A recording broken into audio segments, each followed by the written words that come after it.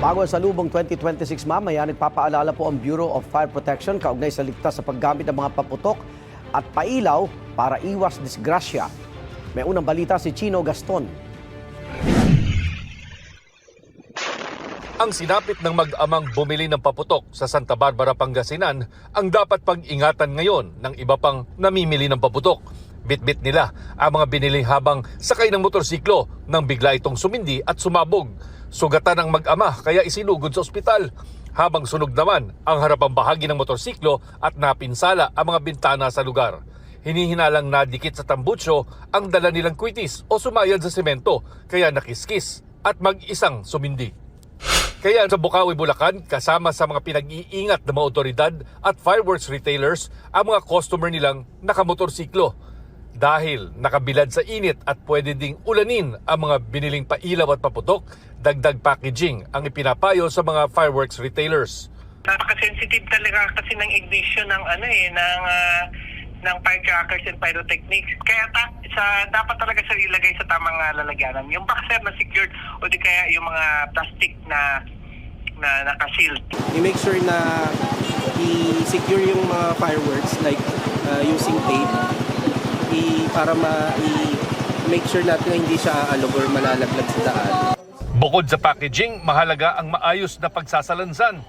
Kahon-kahon pa naman ang ikinakarga sa mga sasakyan ng ilang mamimili. Lalo-lalo na sir, yung mga tinagtatanong sila kung safe ba sir kung nasa likod ng sasakyan, nasa loob ng sasakyan.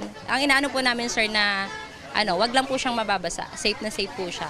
No smoking, ganon. Safety muna bago para iwas aksidente.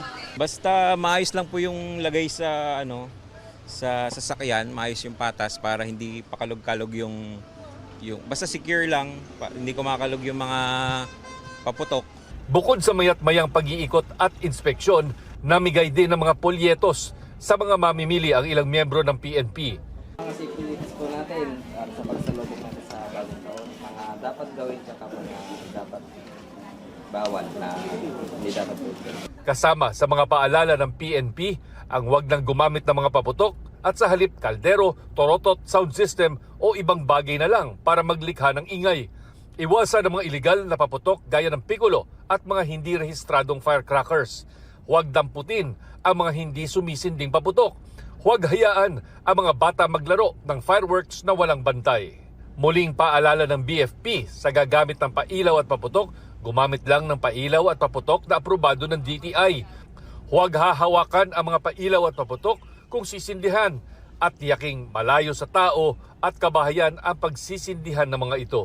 Ito ang unang balita, Chino Gaston, para sa GMA Integrated News. Igan, mauna ka sa mga balita, mag-subscribe na sa GMA Integrated News sa YouTube para sa iba't ibang ulat sa ating bansa.